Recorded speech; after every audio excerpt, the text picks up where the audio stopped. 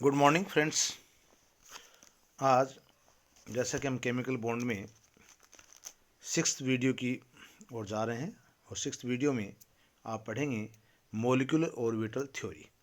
इससे पूर्व हमने वैलेंस बॉन्ड थ्योरी पढ़ी, जहाँ पे हम कह रहे थे कि भी कोई भी इलेक्ट्रॉन जो है, नंबर ऑफ अनपेड इलेक्ट्रॉन जो है, वो संयोग करके एक बॉन्ड का निर्माण करते हैं।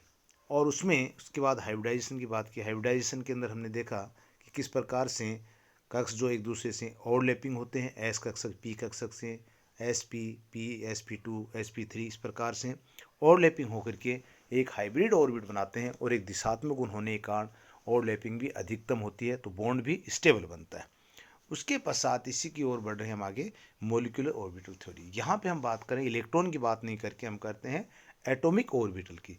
और एटॉमिक ऑर्बिटल में फेज वही चल रही है हमारे पास कि जितने नंबर ऑफ एटॉमिक ऑर्बिटल क्रिया करके, संयोग करके, उतनी ही संख्या में, जितनी संख्या में संयोग कर रहे हैं उतनी संख्या में नए मोलिकुलर ऑर्बिटल बनाते हैं। जिस प्रकार से तीन प्रकार के यहाँ पे ऑर्बिटल की हम बात करेंगे जो नए कक्ष बनेंगे, उनमें bonding molecular orbital, non bonding molecular orbital और एंटी बॉन्डिंग मोलिकुलर ऑर्बिटल। ये एनर्जी के आधार पर डिस्ट्रीब्यूट होंगे कि एनर्जी कम, ज़्यादा और उससे ज़्यादा। तो किस प्रकार से एनर्जी इलेक्ट्रॉन में जैसे हम बढ़ते जा रहे हैं, 1s की, उसके बाद 2s की, फिर 2p की, 2p के बाद उसके बाद आती है आगे 3s, 3p, 3d। इस प्रकार से इलेक्ट्रॉन्स के हम कक्षकों की हम बात करेंगे, यहाँ एटॉमिक ऑर्बिटल की बात करेंगे। और उन ऑर्बिट में जिस प्रकार से एनर्जी बढ़ती हुई जाएगी उसी प्रकार से उनके संयोग की क्रिया बढ़ेगी। और हम वहाँ पे हम पढ़ेंगे कि इनकी मैग्नेटिक प्रॉपर्टीज़ के ऊपर क्या प्रभाव पड़ता है, बॉन्ड ऑर्डर क्या आ रहा है। उस बॉन्ड ऑर्डर के आधार पे भी हम देखेंगे कि नंबर ऑफ अनपेयर्ड इलेक्ट्रॉन उस कक्षकों में है या पेयरिंग हो रहा है, डाईमैग्नेटिज्म का गुण आ रहा है या पैरामैग्नेटिज्म गुण। तो इन बहुत सी बातों को हम यहाँ पे चर्चा करेंगे, इनके एग्जाम्पल भी हम आगे की वीडियो में लेंगे। तो इससे पहले हम देखते हैं इनके कुछ पोस्टुलेशंस हैं जिसके आधार पे हम इसको समझ पाएंगे कि मॉलिक्यूलर ऑर्बिटल थ्योरी जो है वो क्या है। इसको सर्वप्रथम हुंस और मुलिकन ने 1932 के अंदर डिस्क्राइब किया था। और उन्होंने क्या बताया कि जब दो एटम के नाभिक एक दूसरे की काफ़ी निकट आते हैं, ठीक है, तब उनके इलेक्ट्रॉन यानी एटॉमिक ऑर्बिटल्स एक दूसरे के साथ इंटर कन्वर्जन या इंटर एक्शन करके या ओवरलैपिंग करके मोलिकुलर ऑर्बिटल का निर्माण करते हैं। तो इस प्रकार से क्या हुआ कि दो एटॉमिक ऑर्बिटल की बात हम करें, जैसे 1s एटॉमिक ऑर्बिटल, दूसरा 1s एटॉमिक ऑर्बिटल, तो 1s एस एटॉमिक ऑर्बिटल क्रिया करी क्या बना रहे हैं, ओवरलैपिंग हो रही है बीच की, देख रहे हैं आप। और यहाँ पे क्या बनता है, मोलिकुलर ऑर्बिटल का निर्माण हो रहा है। दूसरा हम क्या करें, जितनी संख्या में, मैंने पहले कहा आपको कि एटॉमिक ऑर्बिटल भाग लेते हैं, तो नंबर ऑफ एटॉमिक ऑर्बिटल जो इन्वॉल्व हो रहे हैं उतनी ही संख्या में मोलिकुलर ऑर्बिटल भी बनेंगे। तो the molecular orbitals are construct by the LCAO method. और इन जो मोलिकुलर ऑर्बिटल का जो निर्माण जो होता है, कंस्ट्रक्शन जो होता है, वो होता है linear combination atomic orbital theory के आधार पे। ये एक बेस है जिसके आधार पे मोलिकुलर ऑर्बिटल थ्योरी जो बनती है, जो आगे बॉन्ड बनते हैं। नेक्स्ट है मोलिकुलर ऑर्बिटल का निर्माण क्या का लगभग समान ऊर्जा की एटॉमिक ऑर्बिटल के अतिव्यापन से संयोग होता है। तो यहाँ पे लगभग समान ऊर्जा की जो एटॉमिक ऑर्बिटल हैं वो क्रिया करके मोलिकुलर ऑर्बिटल का निर्माण करते हैं। एटॉमिक ऑर्बिटल में क्या होता है, SPD से दर्शाते हैं, वैसे ही मोलिकुलर ऑर्बिटल को हम सिग्मा व पाई से दर्शाएंगे। वहाँ पे हम क्या कह रहे थे, ये एस ऑर्बिट है, ये पी है, ये डी है, तो यहाँ पे हम इसकी जगह क्या ले लेंगे, सिग्मा और पाई बॉन्ड की बात करेंगे, उन पाई से दर्शाएंगे। एटॉमिक ऑर्बिटल में इलेक्ट्रॉन एक ही नाभिक के प्रभाव में रहते हैं, जबकि मोलिकुलर ऑर्बिटल में क्या होते हैं, ऑर्बिटल में एक से अधिक नाभिक यानी पोलोसेंट्रिक कह सकते हैं हम, एक से अधिक नाभिक के द्वारा एटम जो है वो बॉन्डेड रहता है। जबकि एटॉमिक ऑर्बिटल में हमने अकेले क्या करे थे कि एक ही नाभिक के द्वारा एक इलेक्ट्रॉन जो है वो कंबाइंड रहते हैं, एटॉमिक ऑर्बिटल जो है वो बंधा रहता है। जबकि यहाँ पे मोलिकुलर ऑर्बिटल थ्योरी में एक से अधिक नाभिक जो है वो प्रभावी रहती हैं। इलेक्ट्रॉन पहले कम ऊर्जा वाले कण, कहा ना तीन प्रकार के यहाँ पे कक्ष बनते हैं मोलिकुलर ऑर्बिटल थ्योरी में। इलेक्ट्रॉन पहले बॉन्डिंग यानी कम ऊर्जा वाले ऑर्बिटल में जाते हैं, वो क्या कहलाते हैं, बॉन्डिंग मोलिकुलर ऑर्बिटल। और इसके पश्चात थोड़े उच्च ऊर्जा के कक्ष में जाए, उनको हमने क्या दे दिया, एंटी बॉन्डिंग।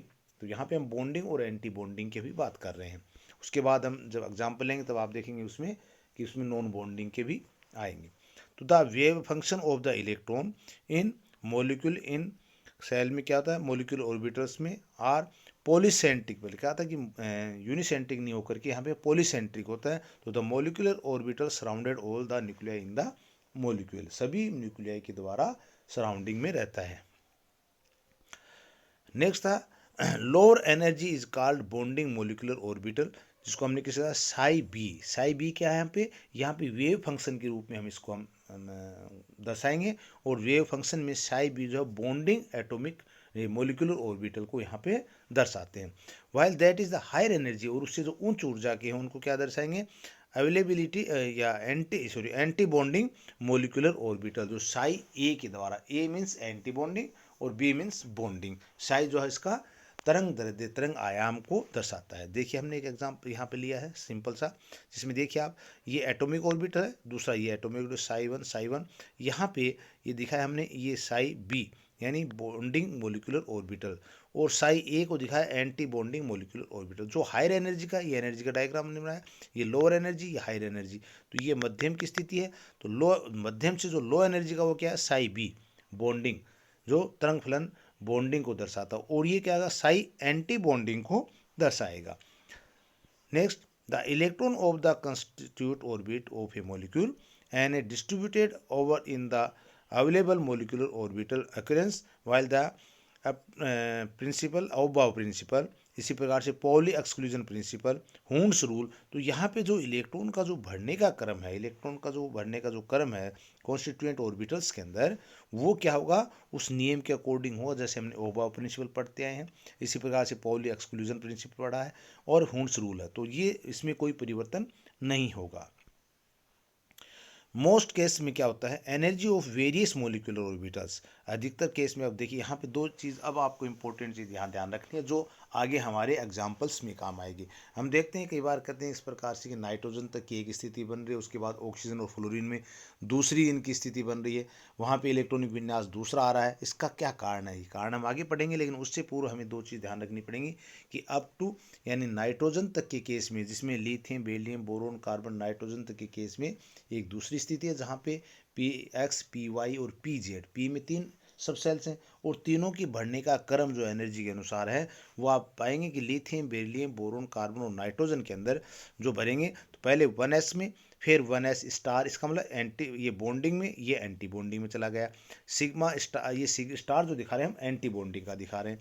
उसके पश्चात जब 1s कंप्लीट हो जाएगा कक्षक, तो इलेक्ट्रॉन किस में जाएगा, 2s कक्षक में, 2s में बॉन्डिंग में चला गया, बॉन्डिंग के पश्चात किस में जाएगा, एंटी बॉन्डिंग में। इसी प्रकार से जब आप देखेंगे कि 2px 2py दोनों की एनर्जी लगभग बराबर होती है, इक्वल होती है, तो 2px और 2py भरेंगे।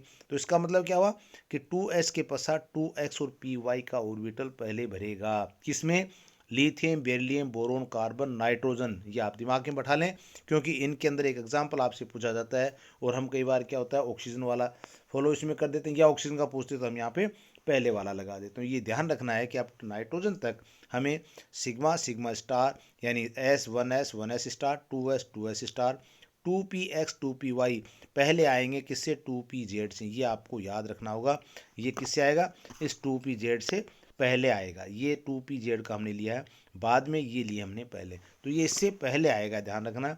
उसके पश्चात px स्टार, py स्टार, और लास्ट में क्या जाएगा, bond anti bonding sigma 2pz कक्ष का स्टार आएगा। इसका मतलब क्या है कि ये एक बढ़ने का क्रम जो इनका रहेगा वो इसी राब से रहेगा। इलेक्ट्रॉन जो भरेंगे वो इन प्रिंसिपल्स का नियम का पालन करते हुए भरेंगे, ओबाव प्रिंसिपल, पाउली अपवर्जन नियम्स, हुंड्स नियम, इन्हीं का पालन करके आगे चलेंगे।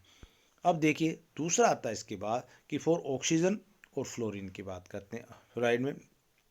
तो ऑक्सीजन में क्या देखते हैं, and their molecule ions of the energy of 2s and 2p, 2s और 2p orbitals are not very closely, यहाँ पे क्लोजली नहीं होते हैं। तो फॉर सच केस में क्या हो जाता है, the energy of the various molecule orbitals में किस ऑर्डर में हो जाए, इस में। तो यहाँ पे कारण क्या होगा, कारण हमें देना पड़ेगा कि यहाँ पे ये जो कारण है कि 2s और 2p orbitals are not closely, किसमें, फॉर सच केस में एनर्जी का जो डायग्राम होगा वो दूसरा।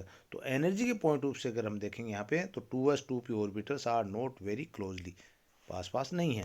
तो यहाँ पे क्या होगा, फिर अंतर ये आ जाएगा हमारे पास कि यहाँ जो 2pz जो आपने पहले भरा था ये 2pz, जो यहाँ पे आपने 2pz लिया था, ये देखिए आप 2pxy के बाद था, यहाँ पे ये 2pxy से पहले है, बस अंतर इतना ही है और कोई अंतर इसके अंदर नहीं है। तो ये मेजर डिफरेंस है, ये आपको ध्यान रखना होगा इसके अंदर। तो यहाँ पे भरने का क्रम क्या आ जाएगा, वही सिग्मा 1s, ये कौन सा है, बॉन्डिंग का, ये यहाँ पे बी से भी दिखा सकते हैं। और ये सिग्मा स्टार, ये क्या है, एंटी बॉन्डिंग, जो हमने ए से पहले चलता जा रहा। इसी प्रकार 2s स्टार, फिर यहाँ पे 2pz, sigma 2pz bonding electron in the P orbit, और किसमें, pz में, वो पहले आ जाएगा। इसके पश्चात आएगा पाई 2px 2py, जो कि इक्वल एनर्जी के हैं, और उसके बाद में किस में जाएगा, ये जाएगा पाई स्टार xy में, और लास्ट में वही सिग्मा 2pz स्टार में जाएगा इलेक्ट्रॉन। तो ये हमें एक भरने का क्रम, कोई परिवर्तन नहीं है, सिर्फ परिवर्तन ये lithium, beryllium, boron, carbon and nitrogen तक हमें 2pxy को पहले भरेंगे, 2pz को बाद में भरेंगे। और ऑक्सीजन और फ्लोरीन में बात करें तो 2pz को हम पहले भरेंगे, उसके बाद 2pxy को भरेंगे। यही आपको सिर्फ ध्यान रखने की बात है। इसके पश्चात आता है इसकी मैग्नेटिक नेचर, ये इसका मैग्नेटिक बिहेवियर क्या है। तो मैग्नेटिक नेचर में सामान्य से हमने कहा था डाई मीन्स होता है पेयरिंग, जब इलेक्ट्रॉन पेयरिंग है इसका मतलब डाई मैग्नेटिज्म है। और जब इलेक्ट्रॉन अयुग्म है, अनपेयर्ड में है, तो वो क्या कहलाएगा, पैरामैग्नेटिज्म की स्थिति बन जाएगी। तो क्या था, presence of one or more unpaired electron of the paramagnetic nature होगा, and the molecular paired electron is the diamagnetic nature में आ जाएंगे।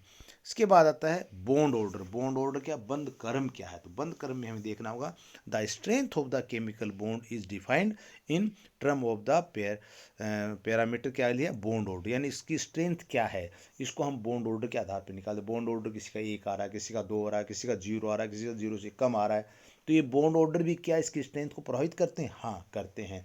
कैसे, देखिए बॉन्ड ऑर्डर का सिंपल तरीका क्या है हमारे पास, ये B O bond order, number of electron in bonding orbital, यानी बॉन्डिंग ऑर्बिटल के अंदर इलेक्ट्रॉन कितने हैं, minus number of electron anti bonding, और upon 2, bonding electrons minus anti bonding electron upon 2, ये जो रेशियो आएगा वो क्या कहलाएगा, इसको कहते हैं half N B bonding electron और N B anti bonding electron, ये कहलाता है बॉन्ड ऑर्डर। अब इसमें 3 करने देखिए, पहला क्या, वेन जब बॉन्डिंग और इलेक्ट्रॉन जो है वो एंटी बॉन्डिंग से ज़्यादा, बॉन्ड ऑर्डर क्या है, जब बॉन्डिंग का ये क्या रहा है, जब बॉन्डिंग किसने है greater than non anti bonding, तो बॉन्ड ऑर्डर क्या हो जाएगा, ग्रेटर देन 0 यानी पॉजिटिव होगा। तो बॉन्डिंग इलेक्ट्रॉन अगर ज़्यादा है एंटी बॉन्डिंग से, तो क्या जाएगा, बॉन्ड ऑर्डर में इलेक्ट्रॉन की संख्या एन बी ज़्यादा है एन ए से, तो बॉन्ड ऑर्डर क्या हो जाएगा, पॉजिटिव, 0 से ज़्यादा होगा। इसका मतलब बॉन्ड ऑर्डर का मान जो है वो 0 से ज़्यादा आएगा, और ज़्यादा आएगा तो क्या होगा, पॉजिटिव होगा। तो the bond is form way stable, और ऐसा जो बॉन्ड बनेगा, ऐसी कंडीशन में जब बॉन्ड ऑर्डर का मान पॉजिटिव में होगा और 0 से ज़्यादा आएगा मान, तो वो क्या कहलाएगा, स्टेबल बॉन्ड फॉर्मेशन होगी। दूसरा कंडीशन ये हो सकती है कि number of electron in bonding orbital के अंदर कम हो, देन एंटी बॉन्डिंग में ज़्यादा हो, तो बॉन्ड ऑर्डर का जो मान होगा वो 0 से कम होगा या इक्वल 0 होगा। इसी प्रकार से बॉन्डिंग और एंटी बॉन्डिंग में इलेक्ट्रॉन हो सकता है इक्वल हो या एंटी बॉन्डिंग से कम हो, तो बॉन्ड ऑर्डर का मान 0 आ सकता है, 0 से कम आएगा। ऐसी कंडीशन में बॉन्ड इज अनस्टेबल फॉर्म्ड, या बॉन्ड नहीं बनेगा, ये कह सकते हैं। जैसे फॉर एग्जाम्पल हीलियम इनकी बात करते हैं, हीलियम में बॉन्ड नहीं बन रहा है, इसका बॉन्ड ऑर्डर का मान 0 है, तो 0 या 0 से कम आ रहा है, इसका मतलब क्या हो जाएगा, वहाँ पे बॉन्ड फॉर्मेशन जो वो नहीं होगी। बॉन्ड फॉर्मेशन कहाँ होगी, जब 0 से ज़्यादा होगा, पहली कंडीशन हमारी यहाँ पे लागू हो जाएगी, तो ये बॉन्ड फॉर्मेशन की बात कर रहे हैं जो स्टेबल होगा, अदरवाइज बॉन्ड क्या होगा, अनस्टेबल बॉन्ड बनेगा। इसके बाद देखिए स्टेबिलिटी ऑफ बॉन्ड, बॉन्ड की स्टेबिलिटी हमने बॉन्ड ऑर्डर से भी देखी, दूसरे पॉइंट स्टेबिलिटी देते हैं। Stability of bond in determine by the किसके बात करें, dissociation energy, dissociation energy is directly proportional to the bond order. अब दूसरा एक मेथड हमने और निकाला स्टेबिलिटी का, एक बॉन्ड ऑर्डर से बात की, दूसरा हमने कहा स्टेबिलिटी किससे, डिसोसिएशन एनर्जी, डिसोसिएशन एनर्जी से भी हम बात कर सकते हैं। और डिसोसिएशन एनर्जी क्या होती है, energy is directly proportional to the bond order के होती है। बॉन्ड लेंथ, बॉन्ड लेंथ में क्या है, बॉन्ड लेंथ इन्वर्सली प्रोपोर्शनल थी बॉन्ड ऑर्डर, तो बॉन्ड स्ट्रेंथ में एक तो डिसोसिएशन एनर्जी डायरेक्टली प्रोपोर्शनल है, दूसरा इधर क्या है, bond length inversely proportional 1 upon bond order के। अब उस बात यह है कि इसके अंदर कुछ कंडीशन है। तो मैंने कहा था condition for the formation of molecular orbital for the atomic orbital. Atomic orbital से मॉलिक्यूलर ऑर्बिटल की फॉर्मेशन के अंदर कुछ कंडीशंस हैं जिनकी पालना करना है। देखिए पहला क्या है, द कॉम्बिनेशन यानी combining atomic should have nearly equal energy. तो ये हमें एक विशेष ध्यान रखना होगा, एटॉमिक ऑर्बिटल में वही ऑर्बिटल्स भाग लेंगे जिनकी ऊर्जा क्या है, इक्वल है, समान है।